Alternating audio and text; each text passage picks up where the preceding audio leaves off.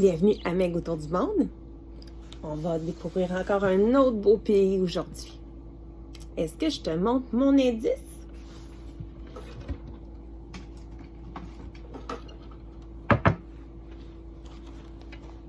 Ton drapeau. Ça dit quelque chose? Non? Je te donne un autre indice. C'est en Afrique. Ce beau drapeau, c'est le drapeau du Kenya. Je te montre c'est où sur la carte. Tu vois l'Afrique? Donc le Kenya, il est en vert, encerclé ici. Un beau pays, découvrir le Kenya. Son beau drapeau. Dans son centre, il y a un bouclier et 2 lances. Ça réfère au peuple, aux tribus qui vivent encore de manière très traditionnelle, beaucoup au Kenya. Je vais en parler un petit peu plus tard. Maintenant, quelle langue on parle au Kenya? On parle 2 langues officielles. Le Swahili, qui est parlé par plusieurs tribus qui habitent au Kenya. Ça parle aussi anglais. En fait, c'est la 2e langue officielle, l'anglais, parce que le Kenya est une ancienne colonie anglaise. Et il y a aussi 57 autres dialectes parlés par des tribus. Donc même certains dialectes sont en voie de disparition. Donc, beaucoup de types de langues dans le pays. Donc, ça doit être un beau défi de se comprendre d'une tribu à l'autre. Combien d'habitants au Kenya? 47 millions. C'est beaucoup de gens. Donc, 47 millions qui sont répartis à différents endroits dans des places plus comme de nature. Donc, les tribus sont dans la nature. Et il y a aussi beaucoup de gens qui habitent certaines villes, dont la ville qu'on regardera plus tard, qui est la ville de Nairobi, qui est la capitale du Kenya. Le nom du Kenya vient de un de ses plus hauts sommets, le mont Kenya. Donc, le mont Kenya, ça veut dire montagne d'autruche. Pourquoi? Parce qu'il y a de nombreuses années, on disait que le blanc de la neige et le noir des rochers faisaient penser au plumage du mâle autruche. Donc, la montagne de l'autruche, qui veut dire, en fait, le mont Kenya. Donc, le nom du pays, le Kenya. Une chose très importante dans la culture agricole au Kenya, c'est la production de maïs. C'est la plus grande production agricole au Kenya. Il se produit 2,2 millions de tonnes de maïs par année. Donc, énormément. C'est environ 60% de la production agricole du Kenya pour la production du maïs. Une autre production importante au Kenya, c'est le thé. En fait, le Kenya, c'est le 3e producteur en importance de thé au monde et le 1er producteur de thé noir au monde. Et autre chose à savoir, regarde les belles fleurs, c'est que le Kenya a une industrie qui s'est développée de fleurs coupées. Donc, on donne souvent lors des anniversaires des fleurs à notre mère, à notre sœur, à notre amoureuse, amoureux. Donc, les roses, c'est une production très importante au Kenya. Donc, il s'en produit énormément par année. Est-ce que tu sais c'est quoi la signification derrière ces fleurs, les roses? Hein? C'est la fleur de l'amour. Et chacune des couleurs de rose a sa propre signification. C'est vrai? C'est très intéressant. Donc, beaucoup de belles fleurs cultivées au Kenya. Une chose autre qui est très développée au Kenya, c'est la production de viande, donc l'élevage d'animaux pour la production de viande et la production de produits laitiers.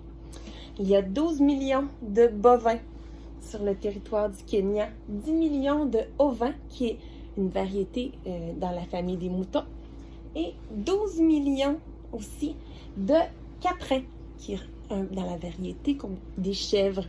Donc, beaucoup d'animaux élevés pour la production de la viande et du lait au Kenya.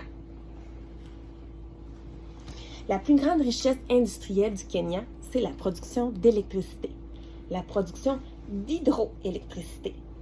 Est-ce que tu sais ce que c'est de l'hydroélectricité?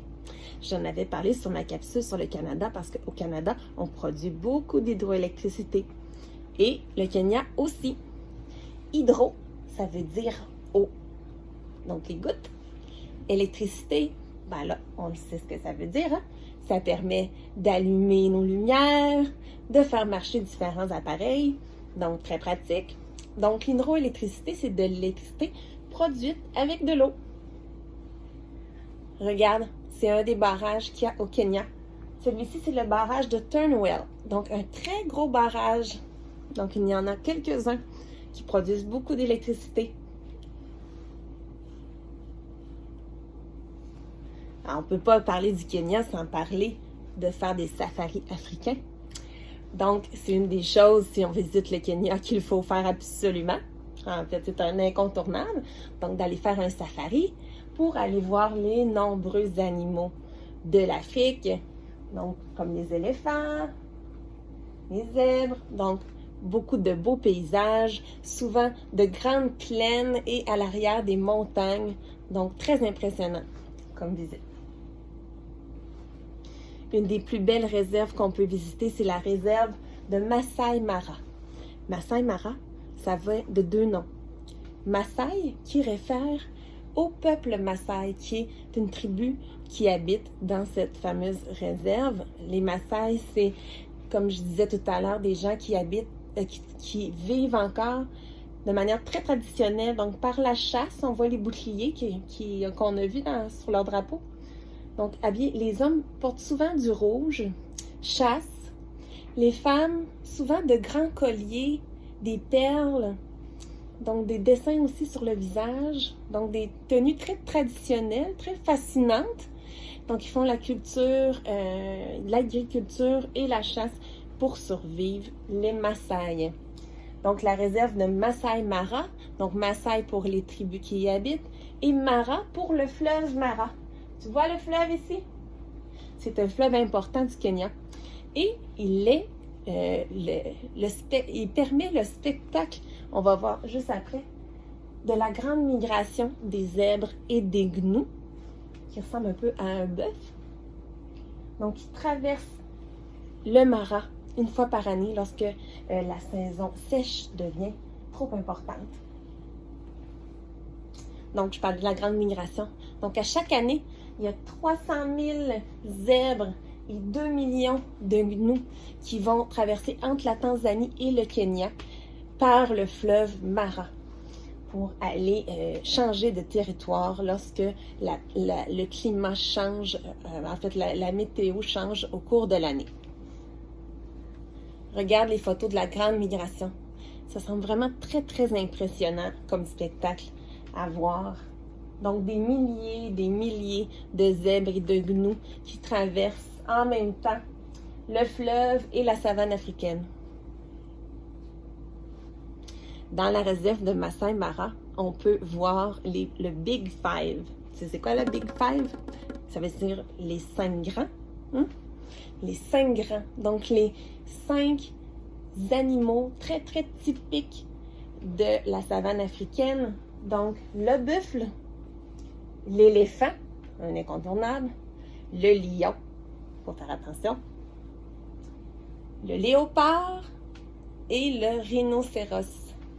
Les 5 grands de la savane qu'on peut voir fréquemment lorsqu'on visite la réserve de Masai Mara. Est-ce que tu reconnais ce sommet? On l'a vu dans la capsule que j'ai faite sur les plus hauts sommets du monde. C'est le sommet du Kilimandjaro. Le sommet du Kilimandjaro, dans la capsule sur les plus hauts sommets du monde, je t'avais présenté ce sommet-là comme le plus haut sommet d'Afrique et il est au Kenya. Donc, on peut voir, j'ai mis la même photo que j'avais mis dans l'autre capsule, donc la savane avec les animaux africains et en hauteur, le mont du Kilimandjaro avec au sommet de la neige. Donc, des grands contrastes dans les paysages qu'on peut voir au Kenya. Un autre grand contraste, c'est lorsqu'on va visiter une ville comme la ville de Nairobi, donc une ville très moderne avec de hauts gratte-ciel. Donc, on passe de la savane à une grosse ville. Mais le contraste qui est vraiment très drôle, c'est de voir que la nature africaine n'est jamais bien loin. Donc, on voit les grands buildings à l'arrière et les autruches qui sont pas très loin. Et la dernière chose incontournable, en tout cas pour ceux qui adorent la plage, Meg, elle adore aller à la plage. Donc, il y a la plage de Diani Beach au Kenya, qui est une des plus belles plages de la côte africaine. Regarde les couleurs turquoises. C'est magnifique, hein? Pour aller passer quelques jours à la plage, c'est un incontournable, la plage de Diani Beach. Est-ce que tu as aimé découvrir le Kenya avec moi? Oui? Où on va aller pour la prochaine capsule? On va aller visiter le Vietnam. Très intéressant. Je te dis à bientôt. Abonne-toi à la chaîne Meg autour du monde si ce n'est pas déjà fait. Bye bye!